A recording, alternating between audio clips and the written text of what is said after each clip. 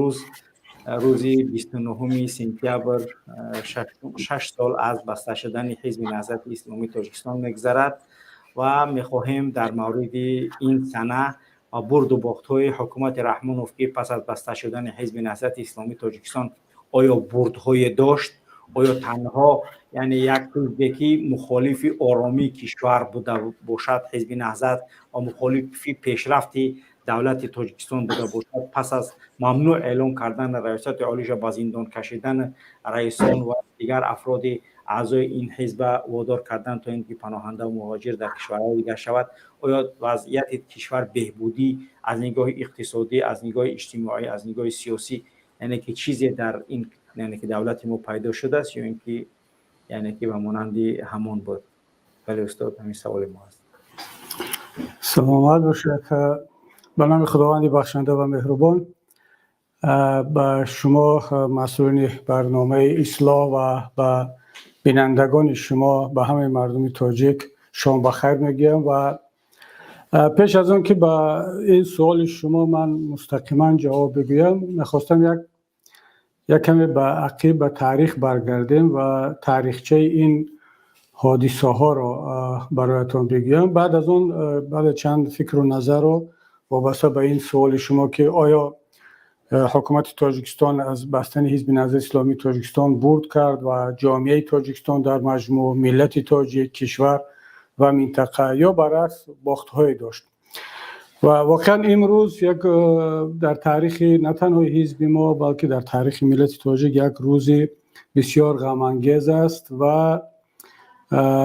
البته نه فقط به خاطر آن که یکی از احزاب قانونی کشور بسته شد و اون هم خیلی ظالمانه، ده ها و صدها نفرها وارد زندان شدند، هزارها نفر دیگر مهاجر شدند.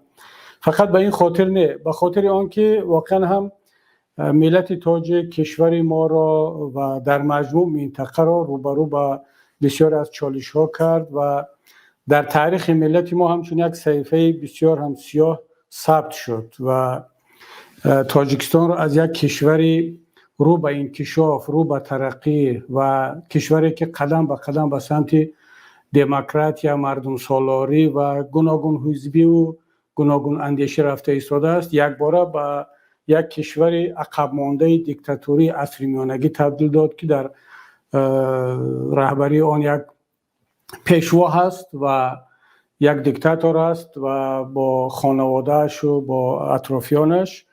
و یک تصور عمومی حالا از ملت تاجیک این هست که در قطار 10-15 کشورهای دیکتاتوری جهان این هم یک از کشورهای دیکتاتوری است، در صورتی که تاجیکستان 10-15 سال پیش در قطار کشورهای بود که رو به دموکراسی است و گاه تاجیکستان همچون نمونه یکی از کشورهای بعد از نزاع و رو به انکشاف آورده می شد. من اینجا شاید بد نیست چند ملاحظه را بگم که هدف از بستن حزب نهضت اسلامی تاجیکستان چی بود و برای چی بستن را. بعد از اون بیایم به این موضوع که چی برد و چی باخت داشت.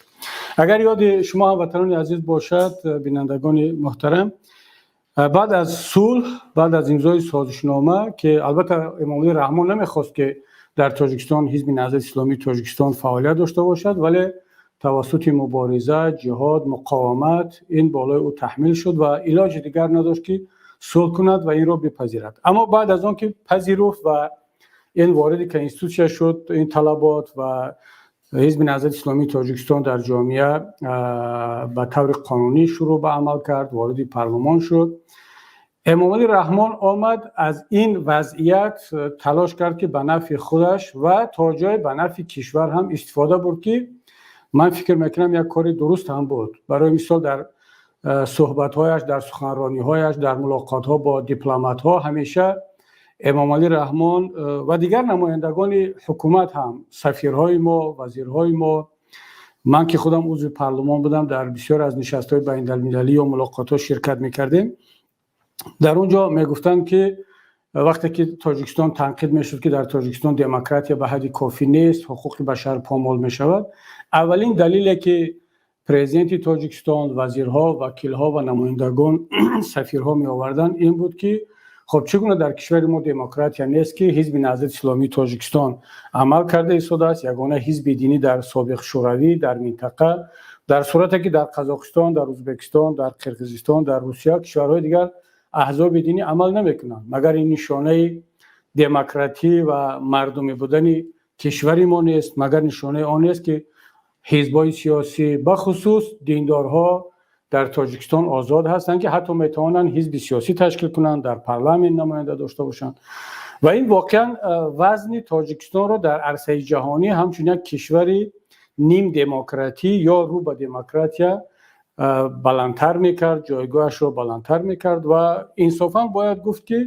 خودی ما هم، من هم در بسیار از سخنرانی‌های خودم این پدیده رو همچون یک پدیده مثبت ارزیابی میکردم، برآمدها میکردیم و نمونه می آوردیم تاجیکستان رو برای آنکه دیگر کشورها در منطقه از ما استفاده کنند. حتی افغانستان جنگ زده را من که خودم بارها سفر کردم، سخنرانی ها داشتم، نمایندگان ما میرفتن و حتی خود افغان ها مثال می آوردن که برای چی در تاجیکستان صلح شد، دستی هم دیگر رو فشردن و حالا همه حزب‌ها در پارلمان هستند، در حکومت هستند، در تاجیکستان این گونه نباید باشد و این واقعا به نفع حکومت بود، به نفع دولت بود، به نفع ملت و همه از اون استفاده می‌بردن. اما سوال اینجا است که چرا یک باره امام علی رحمان تصمیم گرفت که حزب نهضت اسلامی تاجیکستان رو نه تنها از پارلمان و از کشور دور کند، اصلا ببندد و زندانی کند و به این حالت بیارد.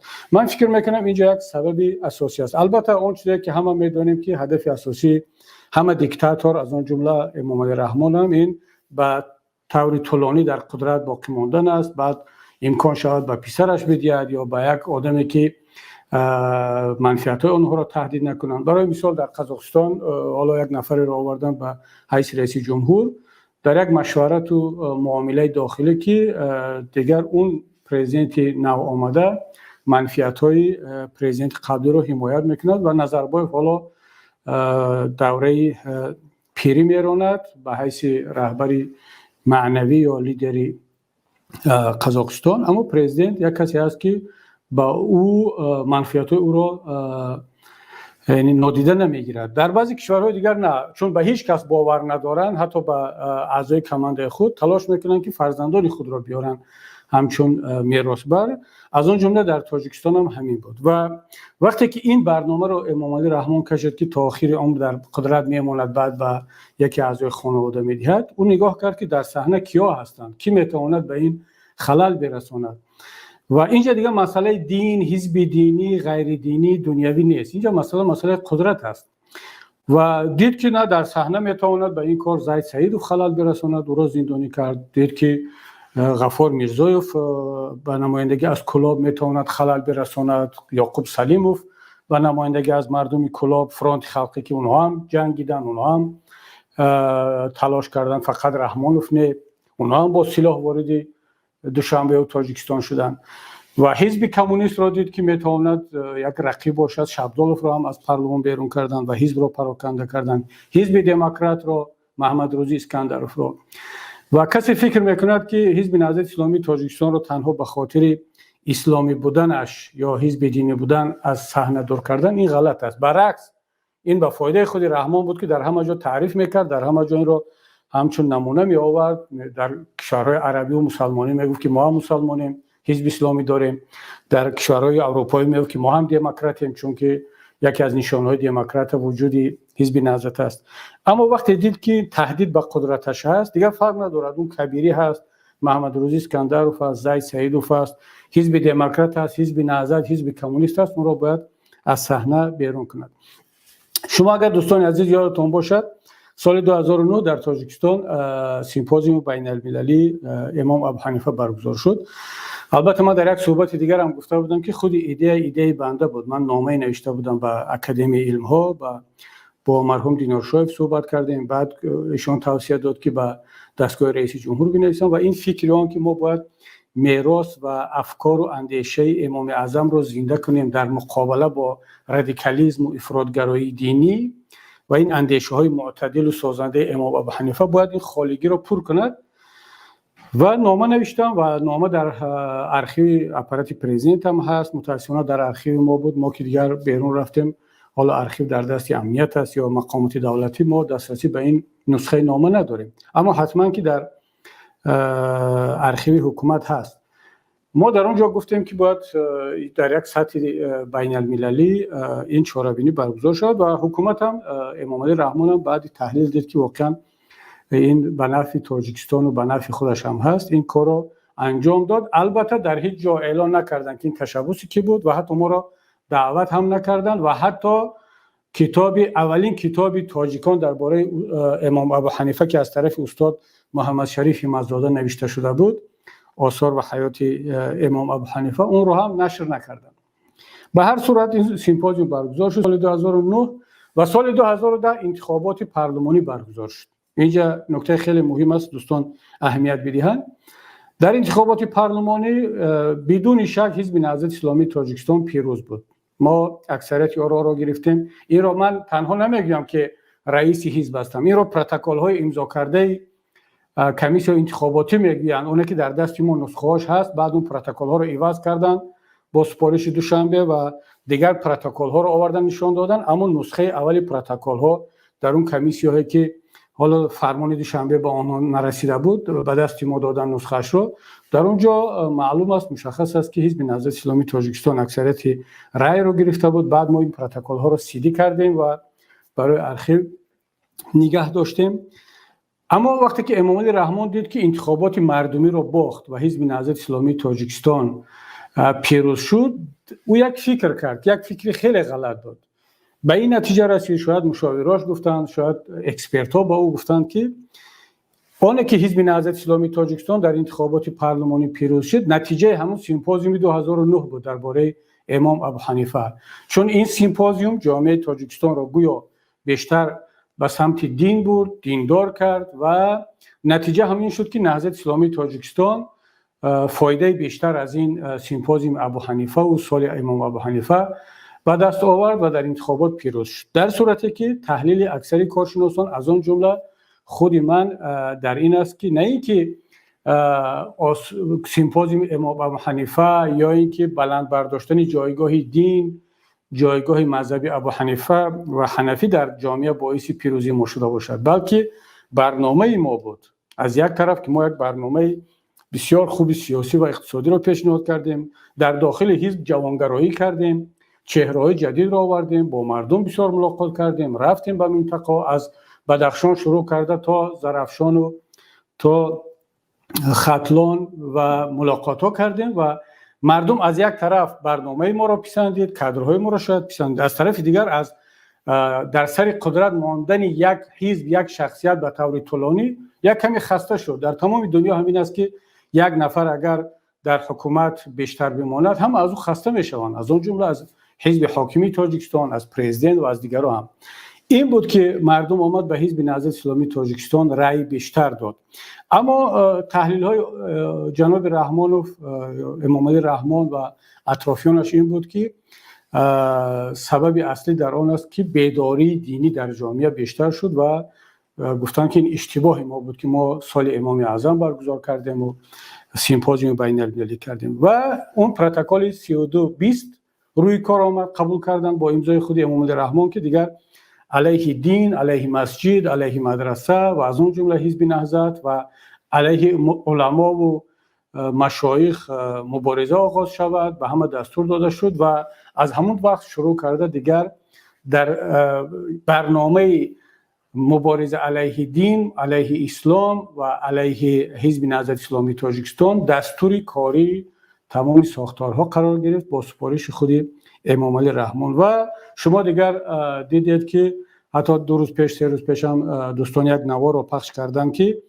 چگونه در شهر خوجند سال 2014 وقتی که من در داخل بینا بودم در بالای سر من چردک یا همون سقف بینا رو میکندن و بینای حزب نهضت اسلامی تاجیکستان رو که مالکیت شخصی بود خراب کردن. یعنی این کار رو حتی در افغانستان طالبان نمیکنن که مالکیت شخصی یک انسان رو بگیرن خراب کنن. ما حتی دیده ایستادیم که حالا شاید تبلیغات باشد، شاید دروغ باشد، شاید راست، من نمیدونم، اما در نزد بینای دوستوم امرالله صالح و دیگر احمد شاه مسعود دیگران محافظ ماندند تا که حمایت کنند. اما امام علی رحمان آمد مالکیت شخصی هم خود ما و هم حزب ما را تخریب کرد و ایران کرد و این آغاز شد، آغاز از بین بردن یا منع کردن حزب نهضت اسلامی تاجیکستان که متاسفانه با بهانه‌های سال 2015 دیگر اون را گویا که بهانه به دستشان افتید و این را گویا سود عالی قرار برآورد در اساس حادثه‌های ماه سپتامبر 2015، در صورتی که همه می‌دانند که حکومت سالها پیش این کار را شروع کرده بود. حتی چند ماه پیش از این حادثه به ما هم یک نامه رسمی از وزارت عدلیه فرستادند که تا انجمن خودتون رو در ماه سپتامبر برگزار نکنید و حزبتون رو ببندید، اگر نبستید ما خودمان این حزب رو میبندیم. این نامه وزیر عدلیه است و شما اگر هر کسی که میخواد دلیل میخواد بگیرد، رسانه ها رو در همون شب و روز ورق بزند، در گوگل پیدا میکند که چگونه وزارت عدلیه با ما مهلت داد که ماه سپتامبر اگر نبندید حزب رو خودتون ما میبندیم و بالاخره ما که نبستیم یک توطئه رو اجرا کردن، یک اسپکتاکل رو و حزب نهضت اسلامی تاجیکستان رو بستن. اکنون بیایم با اون سوال شما که آیا از این کسی برد کرد یا کسی باخت؟ یگانه کسی که برد کرد، البته بردی کوتاه مدت، این خود امام علی رحمان و خانواده‌اش بود. یعنی رقیبان رو از صحنه دور کرد، نه تنها حزب نهضت رو، دیگران رو هم یا زندانی کرد یا کشت یا مهاجر کرد. از اون جمله حزب نهضت اسلامی تاجیکستان هم که قوی ترین حزب اپوزیسیونی در تاجیکستان بود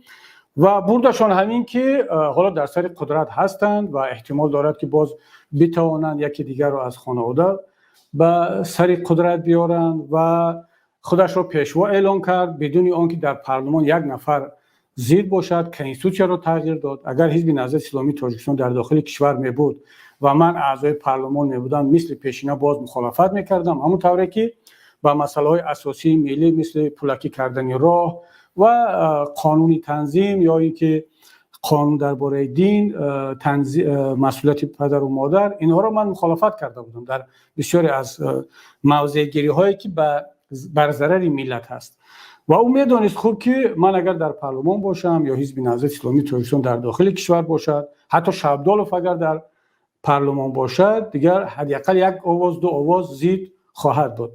از این نگاه بستن حزب نهضت اسلامی تاجیکستان در سال 2015 به نفع یک نفر بود، به نفع یک خانواده بود، اما این منفعتی کوتاه مدت است. در دراز مدت بر ضرر همه خواهد بود، از آن جمله بر ضرر خود امام علی رحمان هم، بر ضرر خانواده‌اش، برای آنکه این جنایت ها و این عمل های غیر قانونی که در تاریخ ثبت شدن حتما روز بیشتر آشکار خواهند شد. البته یک قسمش آشکار شده ایستاده است، در آینده بیشتر آشکار خواهد شد و از همه مهمش در نزد ملت، در نزد قانون اینها جواب خواهند گفت. یعنی حالا شاید که خرسندن، شاید که بگن که ما بهترین کار کردیم که حزب نهضت رو بستیم، اینها رو زندانی کردیم، فراری کردیم و فایده گرفتیم، اما در آخری کار در نهایت اینها هم ضرر خواهند کرد. اما بیایم به این قسمت که ملت چه فایده و ضرر داشت، کشور چه فایده و ضرر داشت. بیا در اساس آمار و رقم ها صحبت کنیم، نه حرف های بی دلیل، چون که نظر شخصی من نمیتواند دلیل باشد، اما فکت و ارگومنت، دلیل، اینها دیگر اینها انکارناپذیر هستند. برای مثال بیاید بگیریم که تا بستن حزب نهضت اسلامی تاجیکستان چند نفر تاجیکستانی در هیئت حزب و حرکت‌های مسلح تروریستی در خارج کشور می جنگید. بیاید یک بار آمار خودی وزارت داخله رو بگیریم که در سال 2014 چند بود، 2015 چند بود. حدی اکثرش 300 نفر بود. من آخران نشست مطبوعاتی وزیر داخله رو در پیش از بستن حزب نهضت وقتی که گوش می‌کردم، در اونجا 300 نفر از تاجیکستانیان در خارج کشور عضو دسته‌های مسلح غیر قانونی هست. بعد از بستن حزب نهضت اسلامی تاجیکستان چند نفر شد؟ بالای هزارها نفر رفت. آمار رسمی میگن بیشتر از 2000، آمار غیر رسمی میگن فقط در هیئت داعش بین 3 تا 4000 بود، جدا از این که در القاعده، در گروه‌های دیگر در افغانستان. خب یعنی حزب نهضت اسلامی تاجیکستان یک فایدهش این بود که به مثل یک استابیلیزاتور و مثل یک ترازو این توازن بین دینی و سیاسی رو اجرا میکرد و عمل می آورد و تمام این نیروهایی که نگاه دینی و اسلامی داشتن می توانستن در چارچوب قانون از طریق حزب نهضت اسلامی تاجیکستان در حیات سیاسی شرکت کنند. اما بعد از حزب نهضت اسلامی تاجیکستان رو بستن، اونها همه فکر کردن که خب وقتی که با راه قانونی نمی شود، با راه پارلمانی، با راه حزب اجازت ندهند، یگانه راهی میماند که بروند دست به سلاح بزنند و وضعیت خود را تغییر بدهند به سمت بهتر. همون کاری که طالبان مثلا در افغانستان کردن امروز برای بسیاری ها میتواند دیگر دلیل مثبت حساب شود، اگرچه این دلیل مثبت نیست. ولی وقتی که به یک بنبست میروند، راه دیگر را حکومت نمیماند، مجبور میشوند که دست به سلاح بزنند و همین گروه هم هزارها نفر رفتن به کشورهای دیگر به حیات این گروه ها پیوستند. این از یک طرف. از طرف دیگر در مسئله اقتصاد آیا تاجیکستان چقدر بور کرد؟ بیاید یک مرتبه با آمار باز بار دیگر برگردیم. تاجیکستان در سال 2013 2014 2015 مجموع محصولات داخلیش چند میلیارد دلار بود. بودجه تاجیکستان چند میلیارد دلار بود؟ بیشتر از 3 میلیارد دلار بود. در دوام 7 سال بودجه تاجیکستان از حساب دلار، البته از حساب سامانی خیلی بالا رفت، برای آنکه نرخ سامانی یا نرخ دلار در تاجیکستان بالا رفت. اما نرخ‌ها و قیمت‌ها که با سامانی معین کرده نمیشن. با دلار یک تاجر وقتی از خیتای، از ایران، از ترکیه، از روسیه مال میارد، با سامانی با دلار خرید میکنند. بنابر همین بودجه کشور، اقتصاد کشور، مالیه کشور و ملت و مردم در مقایسه با سال 2013 و 14 و 15 قریب بین 15-20% پایین رفت. در صورتی که تمام دنیا رو به انکشاف است اقتصادش، بودجهشون زیاد می شود. حداقل همین قرقیزستان همسایه را بگیریم که از لحاظ اهالی از ما کمتر است، از لحاظ مساحت هم شاید تقریبا مثل ما است، مثل ما نفت و گاز ندارد، یک منطقه کوهی است، اما ببینید که بودجه کشورش چقدر است. یعنی امام علی رحمان و طرفدارانش میگفتند که سبب اصلی رشد نکردن تاجیکستان از لحاظ اقتصادی و سیاسی و اینا یکیش همین حزب نهضت اسلامی تاجیکستان است. اگر ما این رو بستیم، تاجیکستان رشد میکند، پیش میرود و اینها تاجیکستان را به افغانستان تبدیل میدن، عقیب میبرند، به اسرای میانه میبرند. و حزب نهضت اسلامی را که بستن، مگر وضع اقتصادی مردم بهتر شد؟ مگر معاش مردم بالا رفت؟ مگر نفقه و استیپندیای مردم بالا رفت؟ مگر مهاجرین ما کمتر شد؟ برعکس 1 برابر شماره مهاجرین در روسیه و قزاقستان و دیگر کشورها افزود. علاوه بر آن که ما اصلا مهاجر سیاسی تقریبا نداشتیم، حد اکثر 100 نفر یا 200 نفر مهاجر سیاسی داشتیم که به خارج هجرت کرده بودند. امروزها در همین اروپا خودش الکی بیشتر از 10,000 تاجیک درخواست پناهندگی داده است، مهاجر شده است برای که از کشور فرار کرده است. حالا در روسیه و در ترکیه و کشورهای دیگر رو نام نگیریم. یعنی از لحاظ اقتصادی وضع کشور خوب نشد. از لحاظ سیاسی تاجیکستان در جای، مثلا در ایندکس مطبوعات آزاد اگر ما در جای 120 تا 130 بودیم اون سالها، امروز تاجیکستان در بین 180 کشور در جای 162 قرار دارد. یعنی ما نزدیک 40 پونت در این مثلا بعد از بستن حزب نهضت اسلامی تاجیکستان افتادیم. تاجیکستان در بین در طبق ایندکس یا ریتینگ فریدم هاوس، تاجیکستان در اون سالها از لحاظ سیاسی و حقوق بشر در بین 130-140 کشور جهان بود. این سال ببینید تاجیکستان در بین 8 کشوری از همه دیکتاتوری جهان قرار گرفته است. یعنی ما در دهگانه اول وارد هستیم. پس سوال این است که آیا تاجیکستان برد کرد یا باخت داد؟ دیگر جواب مشخص است دوستان عزیز که تاجیکستان در تمام سمت‌ها باخت. در سمت سیاست باختیم، در سمت اقتصاد باختیم، حقوق بشر باختیم، رسانه و مطبوعات باختیم، مهاجرین زیاد داریم امروز و از همه مهمش در تاجیکستان که فضای صلح و وحدت و برادری تا جای حفظ بود، این رو هم از دست دادیم. در عوضش چی گرفتیم؟ در عوضش خب یک پیشوا دارد دیگر ملت، البته در ناخونک که دیگر هیچ کس حق گپ ندارد و بعضی از طرفداران حکومت این را مثال میارن که تاجیکستان یکی از امن‌ترین و با ثبات‌ترین کشورها در منطقه است. جای شک نیست، ولی منم میگم که بله تاجیکستان خدا را شکر که یکی از کشورهای امن و با ثبات در منطقه است. اما سوال این است که در عوض چی؟ کسی اگر کره شمالی رفته باشد میداند که یکی از امن‌ترین، یکی از باثبات‌ترین کشورهای دنیا کره شمالی است و یکی از دیکتاتورترین هم است، یکی از بسته‌ترین هم است که در این رده‌بندی جای اول است. اما مردم کره شمالی فرار میکنند، در مرزها میبینید که با کره جنوبی با جاهای دیگر فرار میکنند، میگریزند. امروز افغانستان در دوران طالبان، بعد از آمدن طالبان، با گفته خود رسانه ها و خود مردم افغان یکی از امن‌ترین اگر نباشد هم در مقایسه با افغانستان دوره اشرف غنی خیلی امن و باثبات است. حتی در زمان 20 سال پیش وقتی که طالبان 5 سال افغانستان را حاکمیت کردن، در اون زمان هم همه میدانند و همه اعتراف میکنند که در دو مسئله طالبان پیشروی داشتن. یکی تأمین آرامش و ثبات به خطری، دیگری مبارزه با مواد مخدر. امروز هم همین چیز عملی شده ایستاده است. اما برای یک جامعه همین کافی است؟ چرا مردم افغانستان دست به مقاومت زده ایستادند؟ مردم پنجشیر چرا دست به مقاومت میزنند؟ احمد مسعود برای چی مقاومت میکند؟ مگر برای او امنیت و ثبات و آرامش در افغانستان لازم نیست؟ برای آن دست به مقاومت میزند که یک ثبات و امنیت و آرامش و بخطری جسمی برای انسان کافی نیست. انسان یک جسمی تنها معذرت میخواهم گوسفند نیست که با او خوراک بدهید و یک عاقل آرام و روشنی باشد، آب باشد، به همین اکتفا کند. حالا طرفداران امام علی رحمان همین را دعوت دارن، میگن خب امنیت هست، آرامش هست، شما راه گشته ایستادید، نفس میکشید، باز چی میخواهید؟ روسیه رفته کار کرده ایستادید، آماده ایستادید.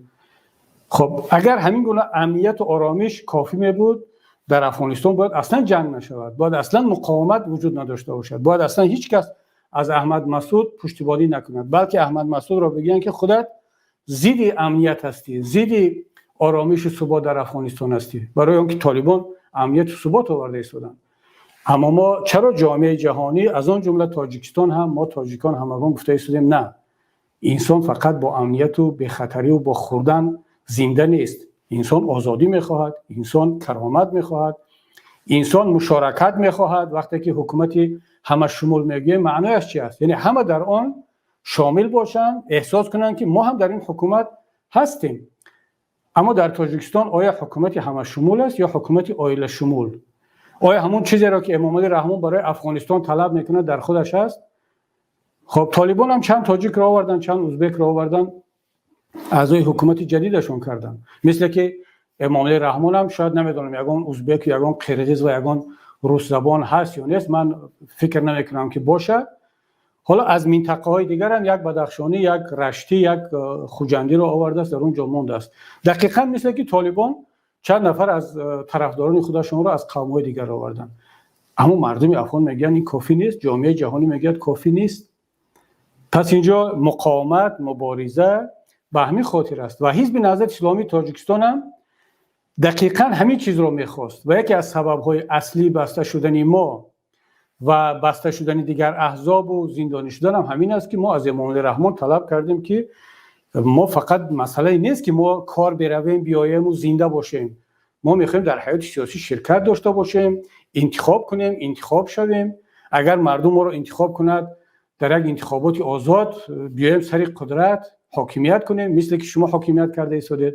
اگر مردم باز ما رو انتخاب نکرد برویم از سر قدرت، اما باید برای این انتخابات آزاد و شفاف باشد.